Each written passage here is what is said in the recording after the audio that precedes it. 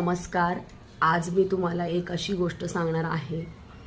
आमच्या घरामध्ये ही राज्याभिषेकची जी फ्रेम आहे, तर माझं लहान बाळ 3 वर्षाचं, तर त्याचं असं मत आहे की आई तू गेली होतीस राज्याभिषेक सोहळ्याला आणि तू मला का नेलं नाही.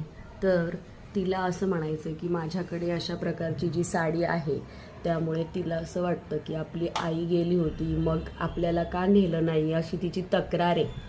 म्हणजे बघा, एवढ्या लहान बाळाला किती मला खूप छान वाटलं की महाराजांचा राज्याभिषेक सोहळा पाहणं म्हणजे खूप काही आहे. म्हणजे स्वर्गापेक्षाही काही कमी नाही आहे. पण जे तिच्या कल्पनेत तरी मी राज्याभिषेक सोहळ्याला गेली असं तिचं मत आहे.